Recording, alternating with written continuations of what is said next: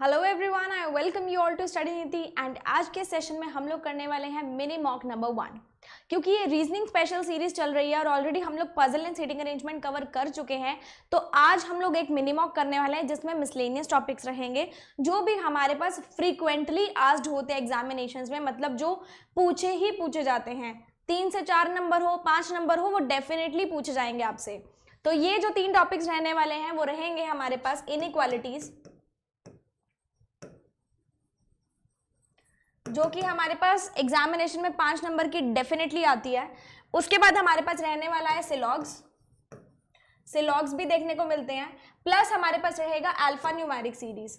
Alpha numeric series भी चाहे 1 number की आए, 1 नंबर की तो चलो नहीं आती, चाहे 3-4 नंबर की आए, लेकिन आती ज़रूर है। तो अल्फा न्यूमेरिक सीरीज भी हम लोग यहाँ पे करने वाले हैं। तो ये 3 टॉपिक्स रहेंगे और सबके 10-10 क्वेश्चंस रहेंगे। अल्फा न्यूमेरिक सीरीज के 2 सेट रहेंगे और इनइक्वालिटी और सिलॉग्स के 10-10 क्वेश्चंस रहेंगे। तो यहाँ पे आपका मिसलेनियस टॉपिक्स 3 टॉपिक्स अच्छे से प्रिपेयर हो जाएंगे।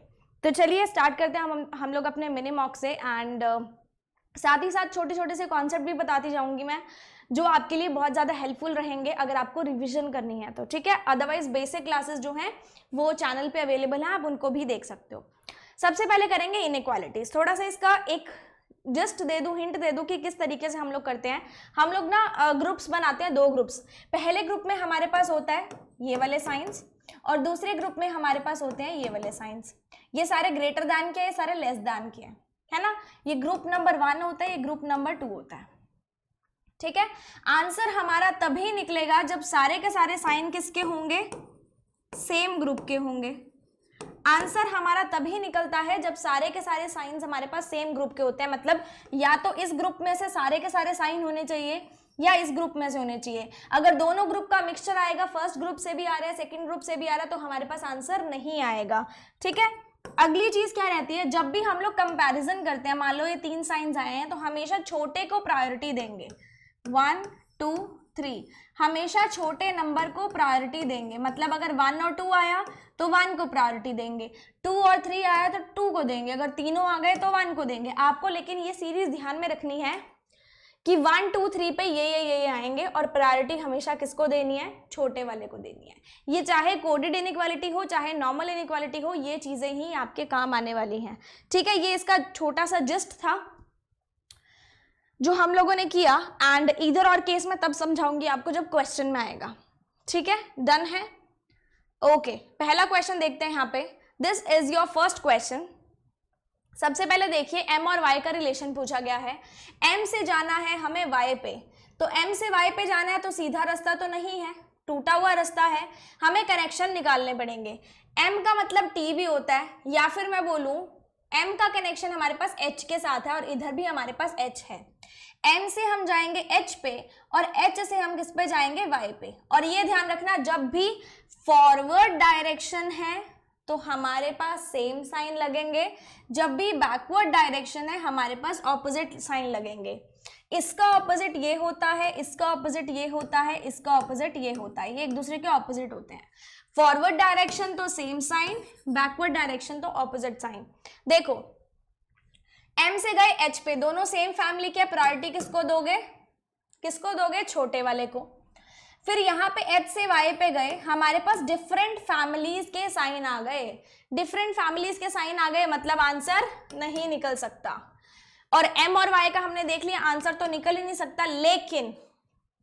लेकिन ईदर और केस ध्यान से समझना।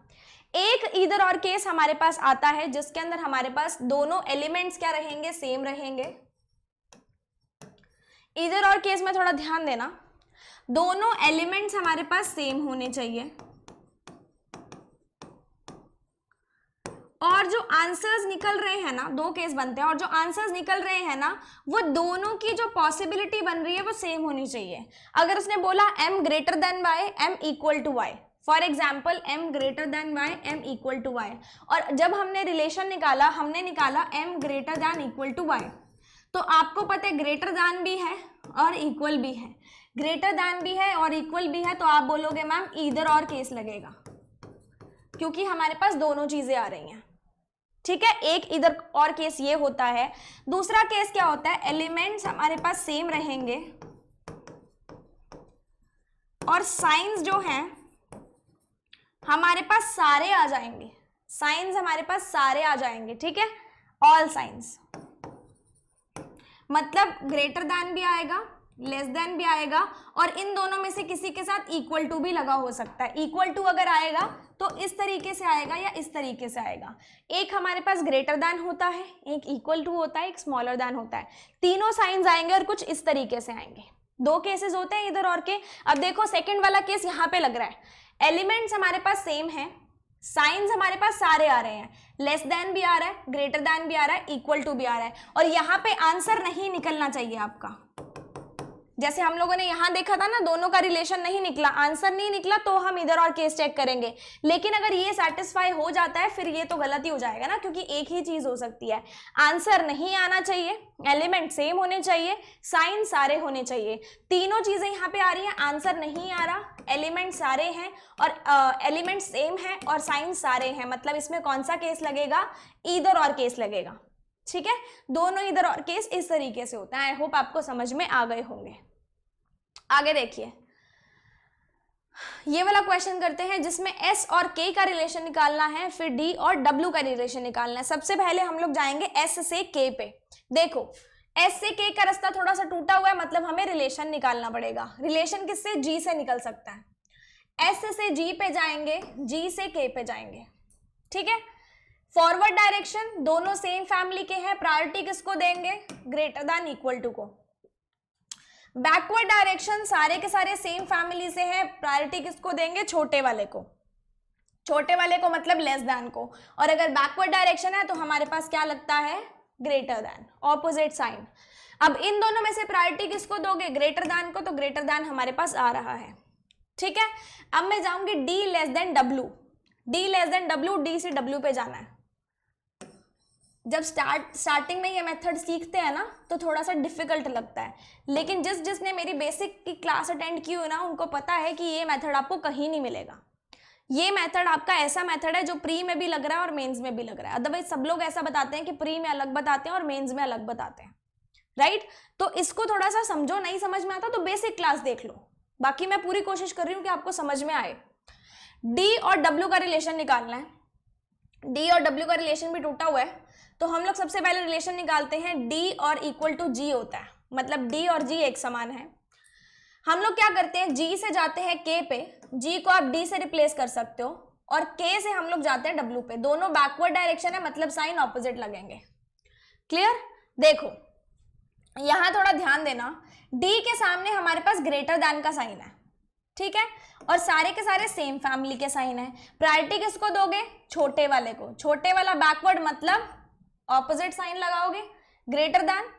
अब के से देखो इधर, के से देखो इधर, के से बैकवर्ड्स आए, के से बैकवर्ड्स आए हम लोग, तो यहां पे क्या लगेगा, प्रायोरिटी किसको दोगे, छोटे वाले को। और छोटे वाले का ऑपोजिट क्या होता है, ये होता है। दोनों डिफरेंट फैमिली से, आंसर नहीं आ सकता। आप यहां से भी चेक कर सकते थे कि ये जो साइंस हैं सारे के सारे डिफरेंट फैमिली से हैं, डायरेक्शन दोनों की सेम है, सारे के सारे साइन डिफरेंट फैमिली से हैं, आंसर नहीं निकल सकता। आपका आंसर क्या हो जाएगा, ओनली कंक्लूजन 1 इज ट्रू।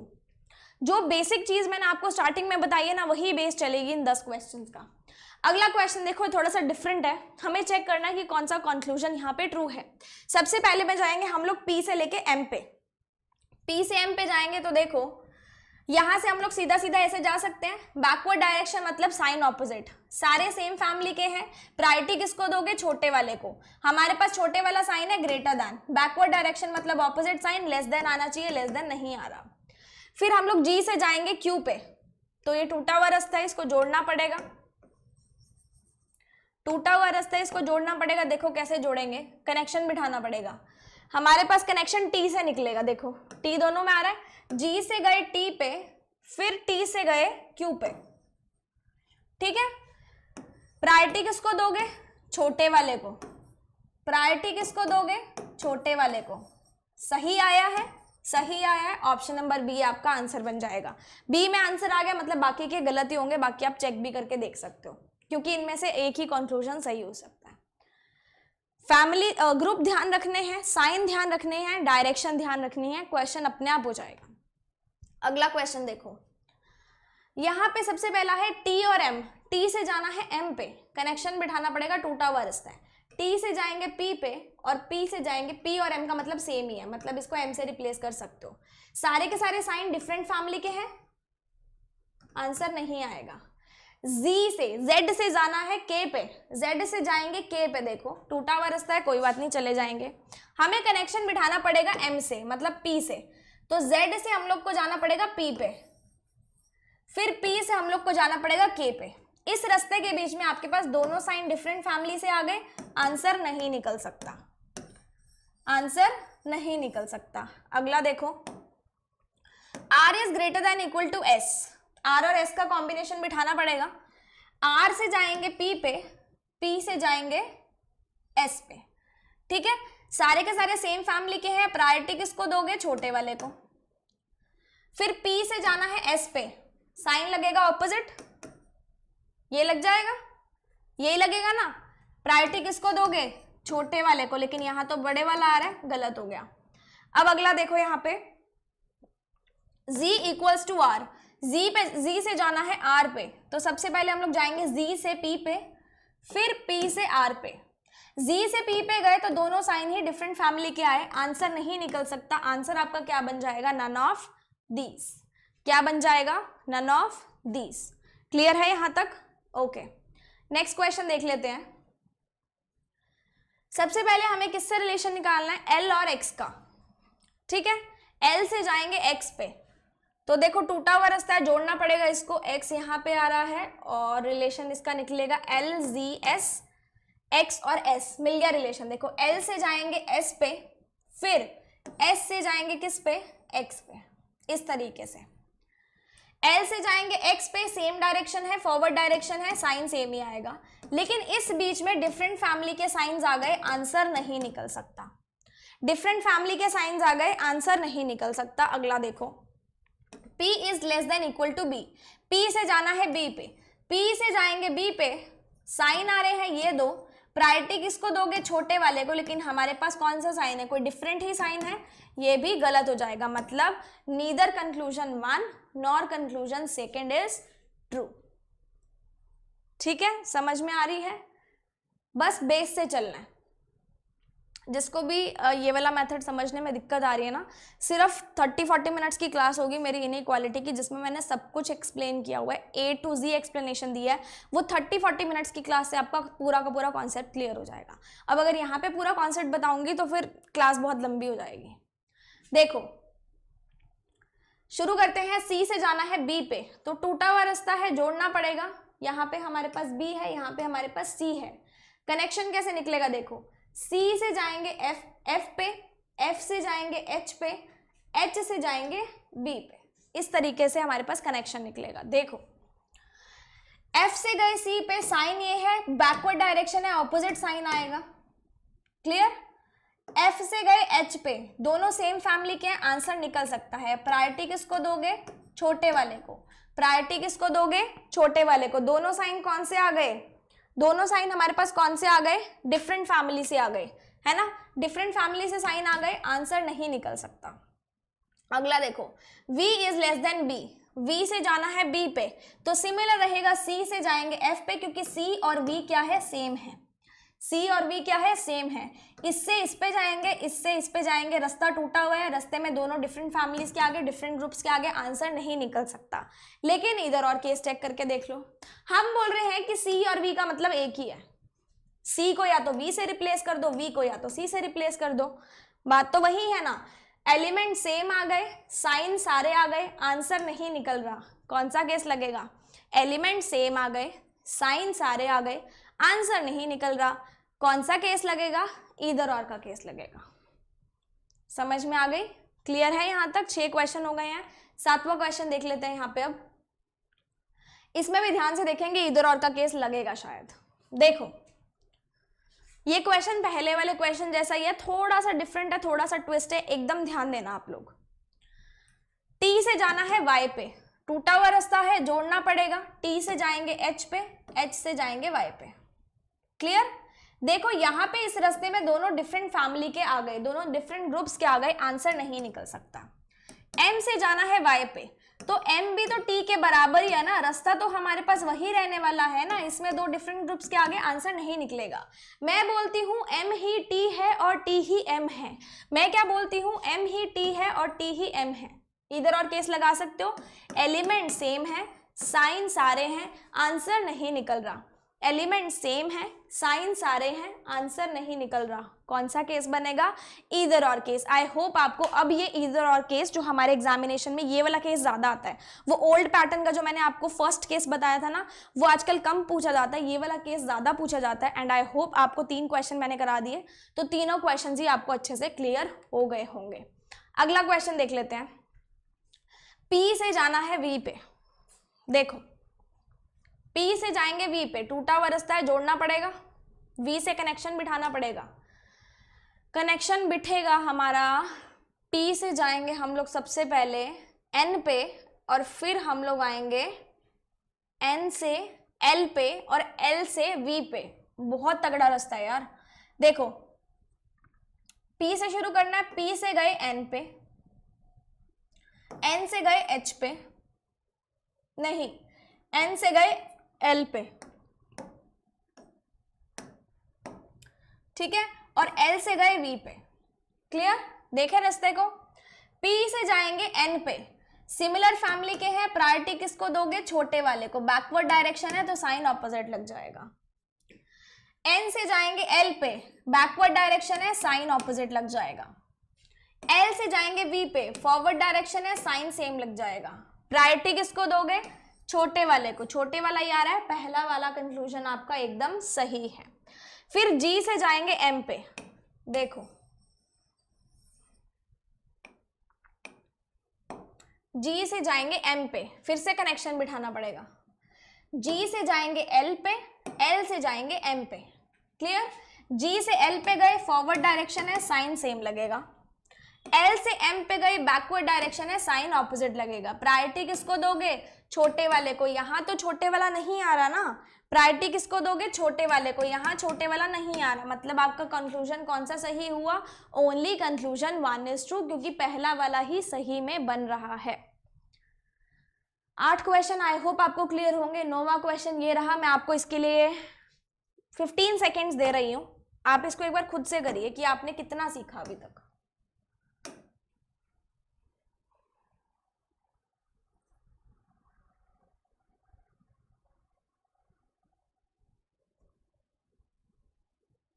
चलो 20 सेकेंड्स दे देते।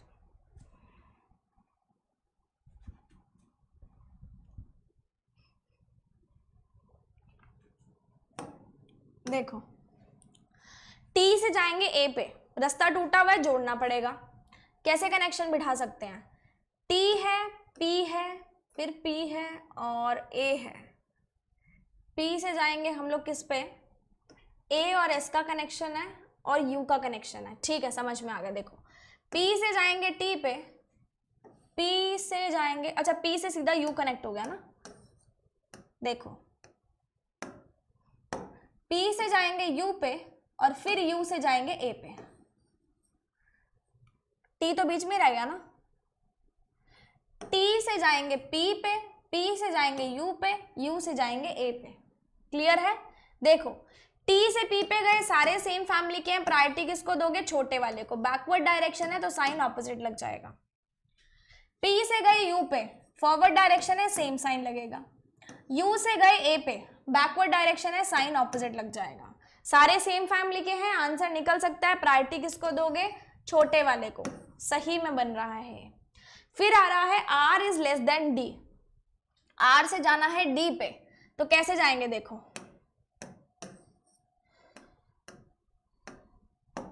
R से जाएंगे U पे, U से जाएंगे D पे। क्लियर, सारे के सारे सेम फैमिली के हैं, फॉरवर्ड डायरेक्शन है, प्रायोरिटी किसको दोगे, छोटे वाले को, प्रायोरिटी किसको दोगे, छोटे वाले को। फिर U से जाओगे D पे, ये वाला साइन है, आ जाएगा, फॉरवर्ड डायरेक्शन है, प्रायोरिटी किसको दोगे, छोटे वाले को। मतलब ये भी सही है, वेट अ सेकेंड, मतलब ये भी सही है, तो आपके दोनों कंक्लूजन सही है, मतलब आपका आंसर बन जाएगा E, both the conclusions are true. ठीक है, अगला देखो,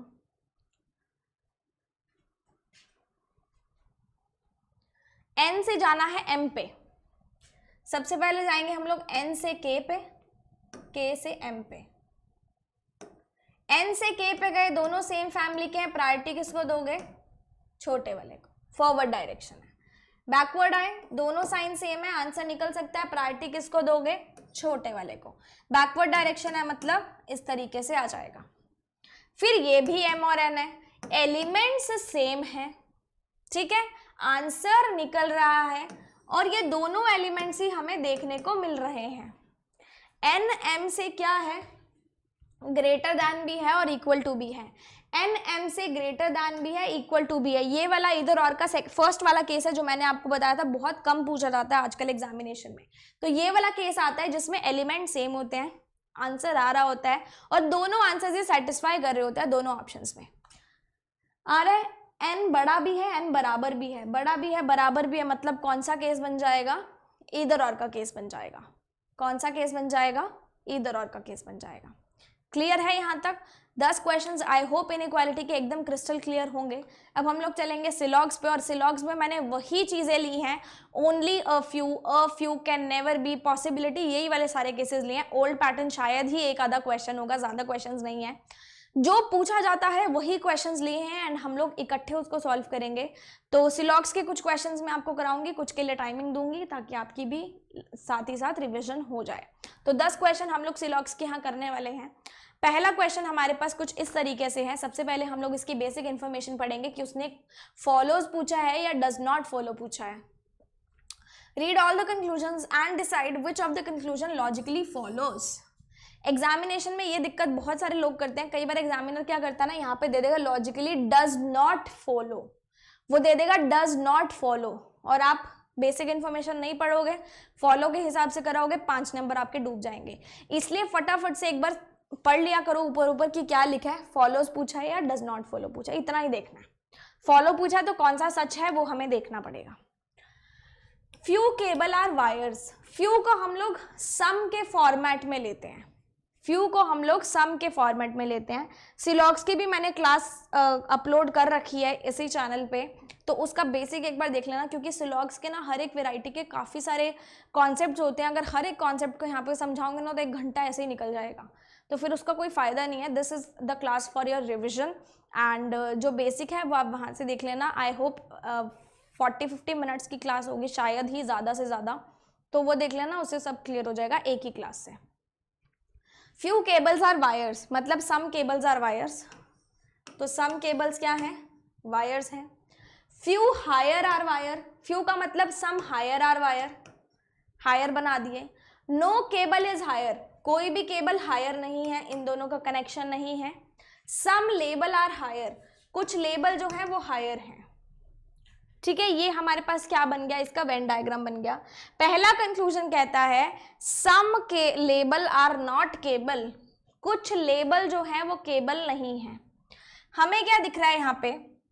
ये जो पूरा का पूरा हायर है ये कभी भी केबल नहीं हो सकता, मतलब ये जो पूरा का पूरा हायर है ना, वेट अ सेकेंड, ये कभी भी केबल नहीं हो सकता, मतलब ये पूरा एरिया कभी भी केबल नहीं होगा। और हमें दिख रहा है कि इसका इतना पोर्शन लेबल के अंदर आ रहा है, मतलब ये लेबल का पोर्शन भी कभी भी केबल नहीं हो सकता। तो कुछ लेबल का जो पोर्शन है वो केबल नहीं है, और इसने यही बोला है कि सम लेबल आर नॉट केबल, तो ये वाला कंक्लूजन हमारा सही हो जाएगा।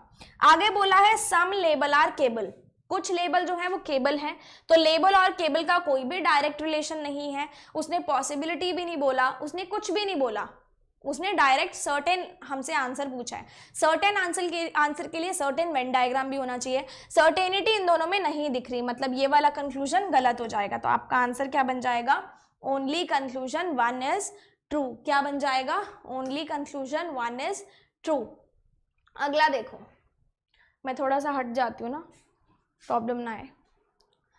Mostly catch are batch, mostly का मतलब क्या होता है? सम ही होता है। सम कैच आर बैच, कुछ कैच जो है वो बैच है। फिर बोला गया है सम वॉच आर बैच, कुछ वॉच है वो भी बैच है। Every catch are match, every का मतलब क्या होता है? All, all catch are match, सारे के सारे कैच जो है वो क्या है? मैच है। ये बन गया हमारा वेन डायग्राम। अब हम इसके चेक करेंगे conclusions. All watch can never be match, सारी की सारी जो वॉचेस हैं वो कभी भी मैच नहीं बन सकती हैं। हम क्या देखेंगे, हम सारी की सारी वॉचेस को मैच बना के देख लेते हैं। अगर मैच बन गए तो ये कंक्लूजन गलत हो जाएगा, अगर मैच नहीं बने तो ये कंक्लूजन सही हो जाएगा, क्योंकि उसने बोला कैन नेवर बी। हम चेक करेंगे कैन बी से। अगर ये मैच का जो सर्कल है मैं थोड़ा सा ऐसे बड़ा कर दूं तो कोई प्रॉब्लम है? स्टेटमेंट तो कोई भी वॉयलेट नहीं हो रही ना उसके हिसाब से। स्टेटमेंट क्या कोई भी वॉयलेट हुई है? एक minute, all watch can never be match, कोई स्टेटमेंट वॉयलेट नहीं हुई, मतलब हमारे पास सारी की सारी वॉचेस मैच बन सकती हैं, बन सकती है ना। या सारी की सारी वॉच को अगर मैच के अंदर भी डाल लोगे आप लोग तो भी कोई दिक्कत नहीं आनी चाहिए। देखो डाल के देख लेते हैं। ये कैच है, फिर ये है बैच, बनेगा तो वैसा ही, फिर ये क्या है, वॉच, और सारी की सारी वॉच को हम लोग डाल देते हैं मैच के अंदर। कोई स्टेटमेंट ऊपर से वॉयलेट हुई है? मुझे तो नहीं दिख रही, मतलब हो सकती हैं, और अगर हो सकती हैं तो ये वाला कंक्लूजन क्या बन जाएगा, गलत बन जाएगा। Some match being batch is a possibility, कुछ मैच जो है वो बैच हो ऐसी पॉसिबिलिटी बन सकती है। ये मैच है, ये बैच है, लेकिन हमें यहाँ पे सर्टेनिटी दिख रही है कि मैच और बैच का ये वाला पोर्शन एक दूसरे से इंटरसेक्ट कर रहा है, मतलब some match are definitely batch, हमें सर्टेनिटी दिखी। और जब भी आपको सर्टेनिटी दिखे तब पॉसिबिलिटी गलत हो जाती है। जब भी आपको सर्टेनिटी दिख रही है कि मेरे आंसर में सम सही हो रहा है, तो अगर उसने कंक्लूजन में बोला है कि सम इज अ पॉसिबिलिटी तो फिर वो पॉसिबिलिटी गलत हो जाएगी, क्योंकि हमारे पास यहाँ पे सर्टेन आंसर अवेलेबल है। दोनों ही कंक्लूजन सही नहीं है, आंसर क्या बन जाएगा, neither nor.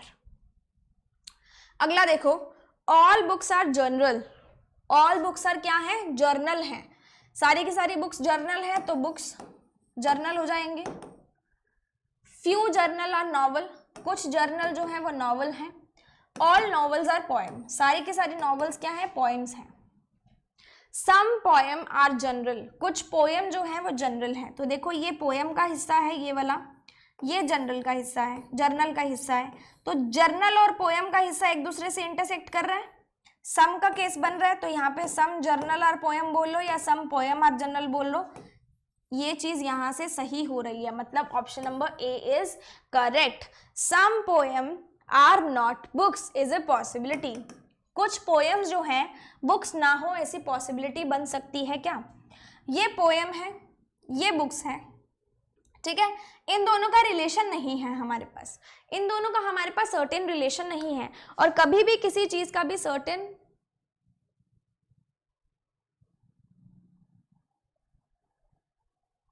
Just wait a second,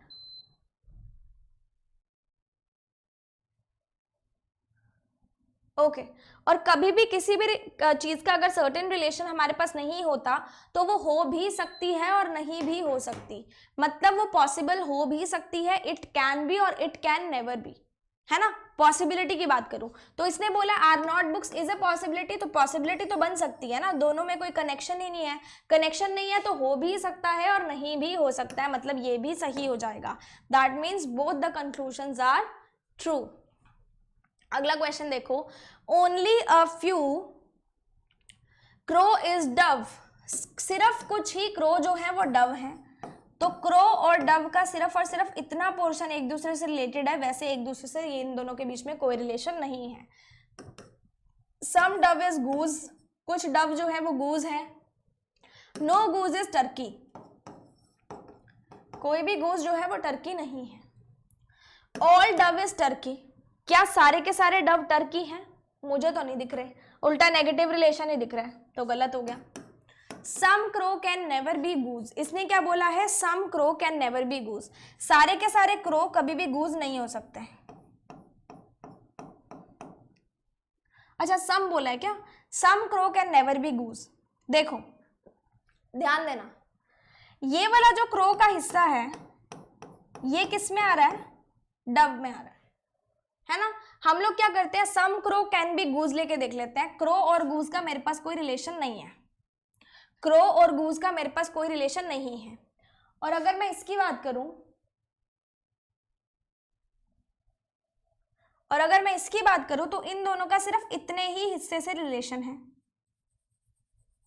ठीक है, सी और डी का सिर्फ इतने हिस्से से ही रिलेशन है। अगर आप मुझे बोलोगे कि इन दोनों का रिलेशन बताओ तो मैं बोल दूंगी कि नो क्रो इज डव। इन दोनों का रिलेशन हो जाएगा कि सम क्रो इज नॉट डव, या ये दोनों आपस में रिलेटेड नहीं है, लेकिन यहाँ पे मैं बोल रही हूँ सिर्फ इतने हिस्से के लिए ये लोग रिलेटेड हैं। अगर गूज जो है इस वाले हिस्से में लाई कर भी जाता है थोड़ा सा भी, तो हमें पता है ना कि गूज जो है वो क्रो नहीं हो सकता। अगर गूज जो है इस वाले हिस्से में आ रहा है और क्रो और गूज का रिलेशन इस वाले हिस्से से नहीं बनेगा। एक बार दोबारा से बताती हूं, देखो ये था सी और डी का रिलेशन पता चल गया, आपस में इतने से ही है और किसी से नहीं है। ये जो गूज है, सम पार्ट ऑफ गूज है, ये इस हिस्से में आ रहा है। क्या क्रो और गूज का रिलेशन है इस हिस्से में? डेफिनेटली नहीं है। तो हमें पता है कि कुछ गूज जो है वो डेफिनेटली क्रो नहीं हो सकते, क्योंकि वो इस एरिया में लाई कर रहे हैं ना। हम लोग सारे के सारे गूज को उठा के तो इसके अंदर नहीं रख सकते ना, नहीं रख सकते ना। तो कुछ हिस्सा जो है गूज का वो डेफिनेटली इसमें आ रहा है और ये हिस्सा क्रो से रिलेटेड नहीं है। तो सम क्रो कैन नेवर बी गूज हमारे पास क्या हो जाएगा? सही हो जाएगा। मतलब कुछ हिस्सा क्रो और गूज का आपस में रिलेटेड नहीं है। आपस में रिलेटेड नहीं है तो सेकंड कंक्लूजन सही हो जाएगा। तो your answer will be option number B, only conclusion second is true. अगला देखो, only a few ostrich are sparrow. सिर्फ ही कुछ ऑस्ट्रिच, सिर्फ इतने हिस्से के लिए रिलेटेड है। नो स्पैरो इज पीकॉक, कोई भी स्पैरो जो है वो पीकॉक नहीं है। ऑल पीकॉक इज डक, सारी की सारी पीकॉक जो है वो क्या है? डक है। ये हमारे पास वेन डायग्राम बन गया। अब चलो इसका कंक्लूजन चेक करके देख लेते हैं। Some sparrow being duck is a possibility, कुछ स्पैरो जो है वो डक हो ऐसी पॉसिबिलिटी हो जाए। मैं क्या कहती हूं, ये जो डक है ना इसको आप ऐसे बना लो। क्या कोई स्टेटमेंट वायलेट हो रही है ऊपर से? मुझे तो नहीं दिख रही। तो some sparrow can be dove is a possibility बन सकती है, डेफिनेटली बन सकती है। Some ostrich is not peacock, कुछ ऑस्ट्रिच जो है वो पीकॉक नहीं है। तो देखो यहां से ऑस्ट्रिच और स्पैरो का रिलेशन किसके साथ है? इस हिस्से के लिए। और सारे के सारे स्पैरो कभी भी पीकॉक नहीं हो सकते। तो स्पैरो और पीकॉक का अगर कोई रिलेशन नहीं है, मतलब पूरा का पूरा स्पैरो कभी भी पीकॉक नहीं हो सकता। और स्पैरो का ये रिलेशन, ये पार्ट ऑस्ट्रिच के साथ आ रहा है, मतलब ये पार्ट भी स्पैरो का कभी भी पीकॉक नहीं हो सकता। पीकॉक नहीं हो सकता मतलब both the conclusions are true, first as well as second. समझ में आ गई? अगला क्वेश्चन एक बार आप खुद से करो, मैं 1 मिनट में आई।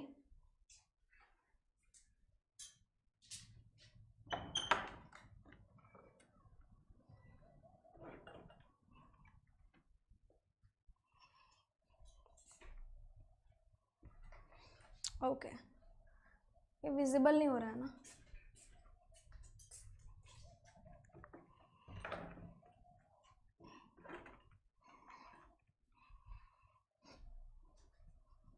अब ठीक है ना? Okay, only a few gear is wheel, सिर्फ कुछ ही गियर जो है वो व्हील है, ये वाला हिस्सा। All gear is a bumper, सारे के सारे गियर क्या है? बम्पर है। ऑल बम्पर इज वाइपर, सारे के सारे बम्पर क्या है? वाइपर है। ये व्हील है, ये वाइपर है। देखो नो व्हील इज बम्पर, कोई भी व्हील जो है वो बम्पर नहीं है। देखो ये जो व्हील है और ये बम्पर है,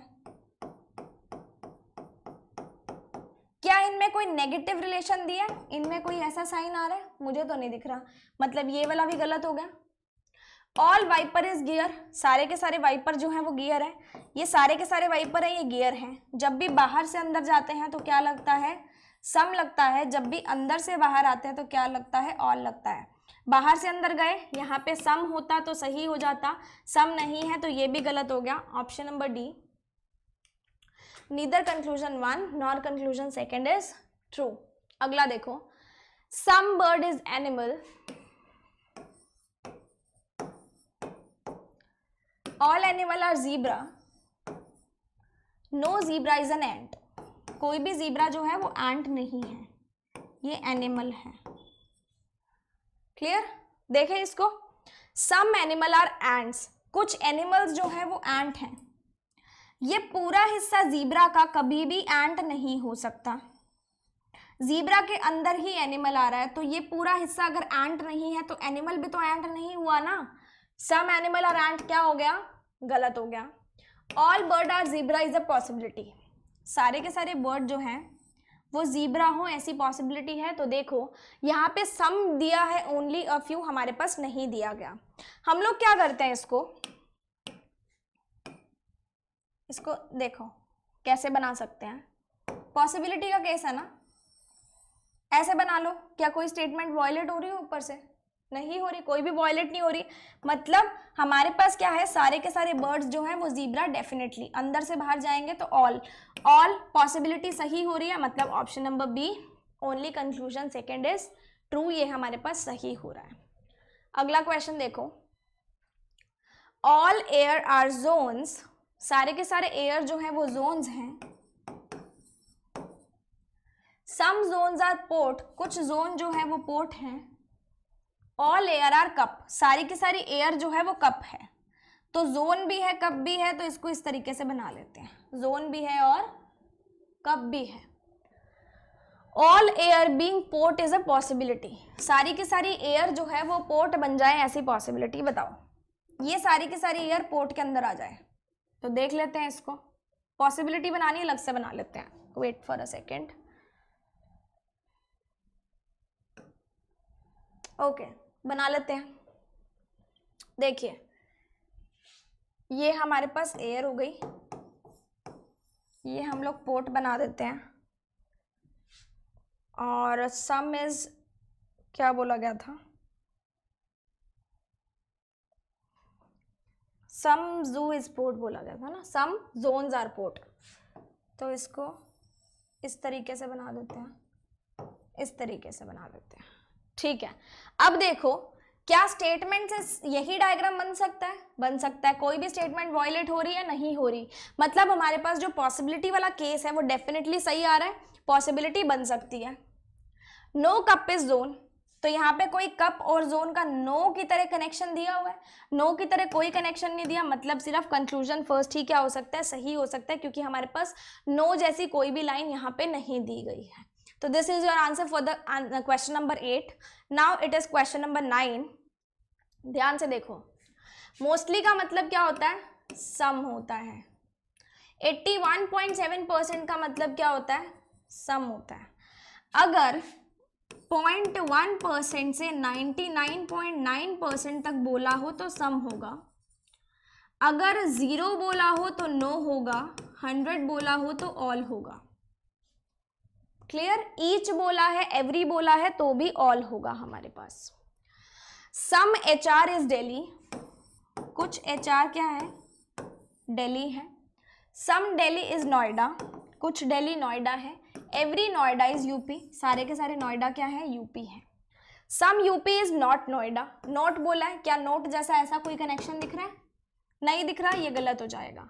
सम HR इज यूपी, कुछ HR जो है यूपी है, ये HR रहा, ये यूपी रहा, क्या कोई डायरेक्ट रिलेशन है, नहीं है ना, उसने पॉसिबिलिटी पूछी, मतलब ये भी गलत, दोनों ही ऑप्शन गलत। तो option number D, both the conclusions are not true. अगला क्वेश्चन आप खुद से करेंगे, इसके लिए मैं आपको दूंगी 20 सेकेंड्स।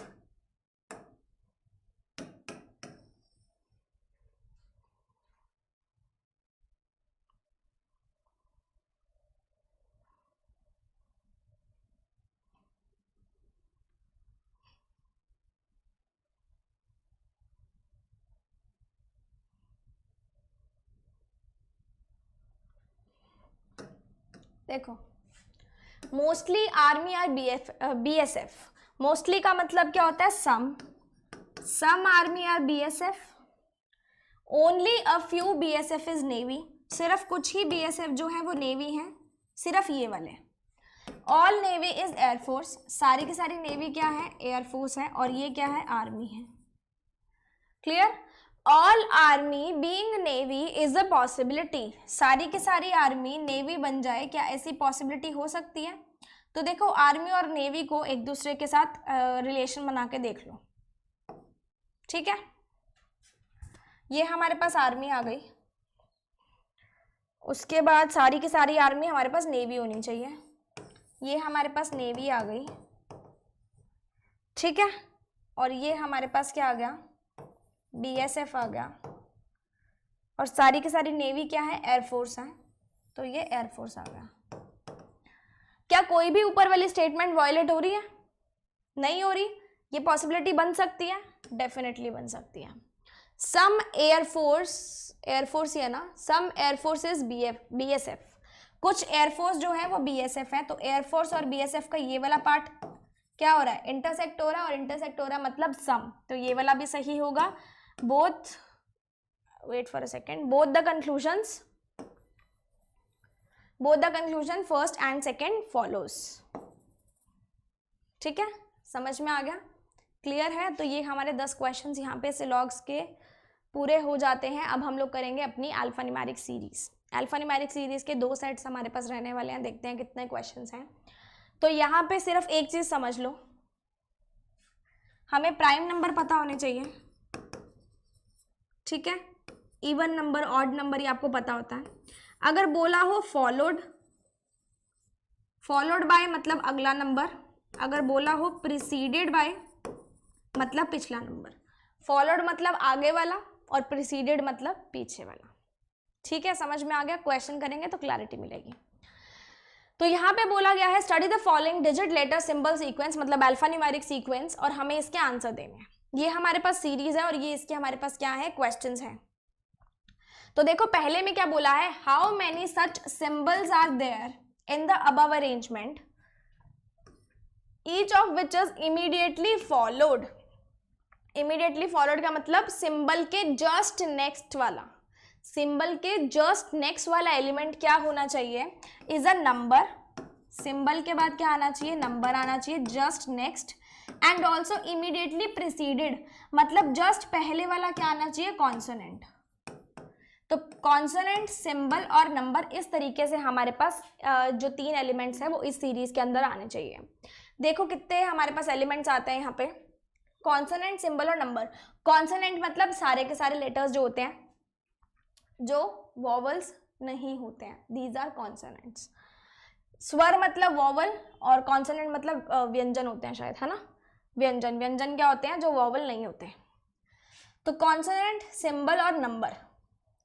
सिंबल के बाद नंबर नहीं है, सिंबल के बाद नंबर नहीं है, सिंबल के बाद नंबर है, सिंबल से पहले कॉन्सोनेंट है, एक पेयर तो ये बन गया। सिंबल के बाद नंबर है, सिंबल से पहले वॉवल है, नहीं। सिंबल के बाद कुछ भी नहीं है तो ये भी गलत। हमारे पास पेयर कितना बना, सिर्फ एक ही पेयर बना, दैट इज ये वाला पेयर जो हमारी इस कंडीशन को सेटिस्फाई कर रहा है, मतलब option number B 1 is your answer.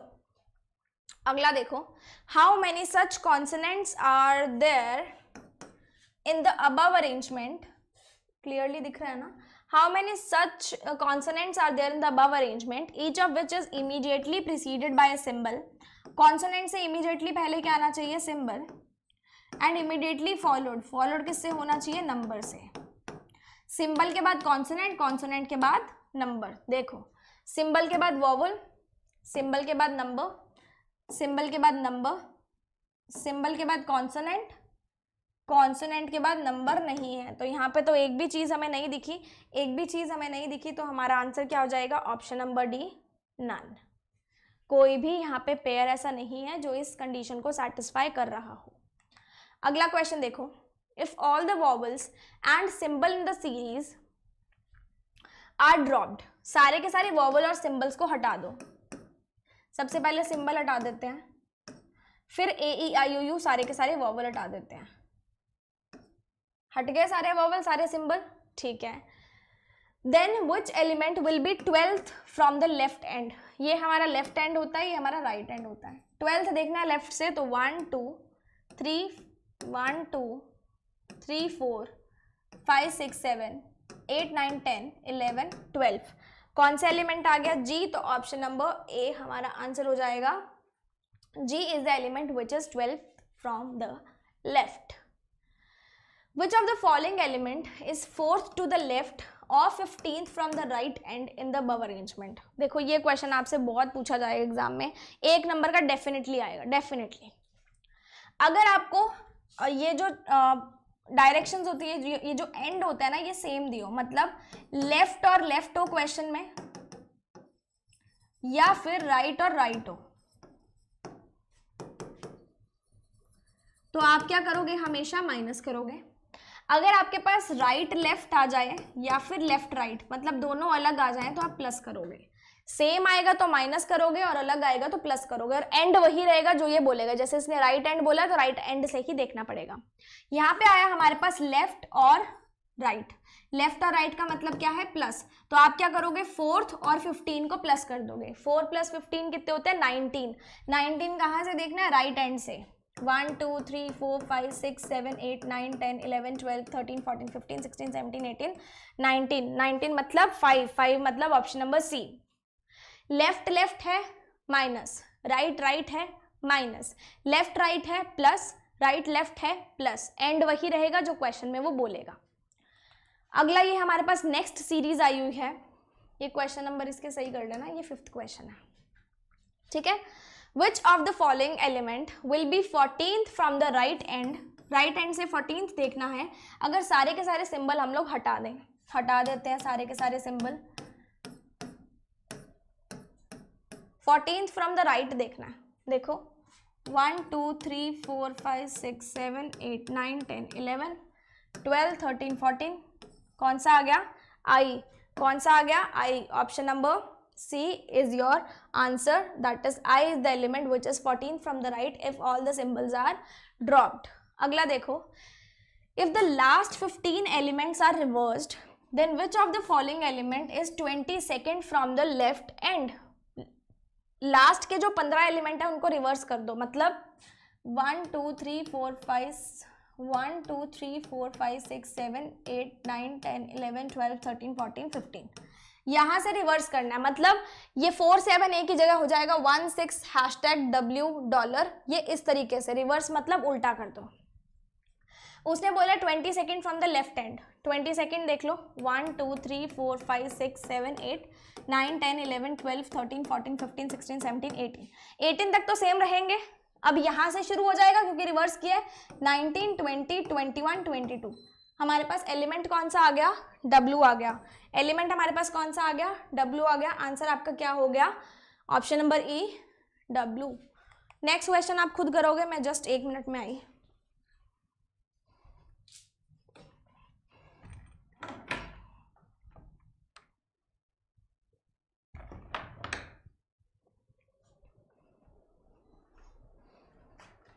Okay, how many consonants are either followed or preceded by a number? ऐसे कितने कॉन्सोनेंट्स हैं, या तो वो फॉलो हो इमीडिएटली या प्रिसीडेड हो किससे, नंबर से, या तो उनके आगे नंबर आ रहा है या उनके पीछे नंबर आ रहा है। देख लेते हैं, कॉन्सोनेंट के आगे नंबर आ रहा है, डेफिनेटली आ रहा है। कॉन्सोनेंट के आगे पीछे नंबर नहीं आया, कॉन्सोनेंट के आगे पीछे नंबर नहीं आया।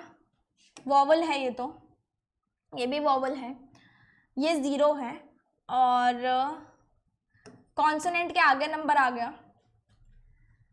कॉन्सोनेंट के आगे पीछे नंबर नहीं आया, कॉन्सोनेंट के पीछे नंबर आ गया, और कॉन्सोनेंट के आगे पीछे नंबर नहीं आया। हमारे पास कितने पेयर बने, 1 2 3, कितने पेयर बने हमारे पास, 1 2 and 3। Option number C is your answer. Let me check again, consonant के आगे नंबर आया, कॉन्सोनेंट के आगे पीछे नहीं आया, कॉन्सोनेंट के आगे पीछे नहीं आया, फिर हमारे पास हो जाएगा कॉन्सोनेंट के, ये रहा, सॉरी 0 था ना, ये कॉन्सोनेंट के पीछे नंबर आया तो हमारे पास कितने हो गए, 4 हो गए। कितने हो गए, 4 हो गए। अगला देखो, लास्ट क्वेश्चन है ये, what is the sum of the number which are preceded by symbols? ऐसे नंबर जो सिंबल से प्रिसीड हो रहे हैं उनका सम कितना है। सिंबल से प्रिसीडेड नंबर, सिंबल से प्रिसीड नहीं हो रहा, सिंबल से प्रिसीड नहीं हो रहा, सिंबल से प्रिसीड नहीं हो रहा, सिंबल से भी प्रिसीड नहीं हो रहा, सिंबल से प्रिसीड नहीं हो रहा, ये भी नहीं हो रहा, ये भी नहीं हो रहा, ये भी नहीं हो रहा, और ये भी नहीं हो रहा। प्रिसीडेड ही बोला है ना। which are preceded by symbols, what is the sum of the numbers which are preceded by symbols? Okay, numbers देखना है ना हमें, which are the numbers which are preceded by symbols। मैंने सिंबल्स देख लिया, तो ठीक है नंबर देख लेते हैं।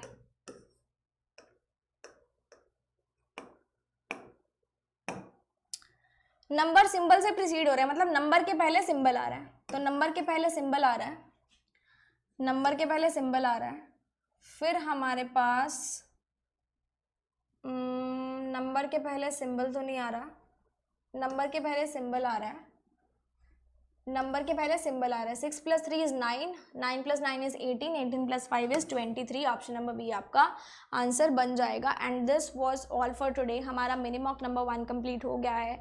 एंड आई होप आपके सारे के सारे क्वेश्चंस एकदम सही बने होंगे, एकदम करेक्ट बने होंगे, और जो भी गलत हुए, जो भी गलतियाँ हुई, वो आपको इस मिनी मॉक से आपकी पता चल गई होंगी कि ऐसे कौन से एरियाज हैं जो आपको इम्प्रोवाइज करने हैं। एंड इसी तरीके से हम लोग एक और मिनी मॉक करेंगे कल, उसमें भी आप डेफिनेटली आना, अपने आप को टेस्ट करना। सो कल मिलते हैं। आई होप सबके सब आओगे, मुझे ज्वाइन करोगे, and I will be waiting for you in the next session. तो मिलते हैं अगले सेशन में। Till then stay tuned, good luck and stay happy.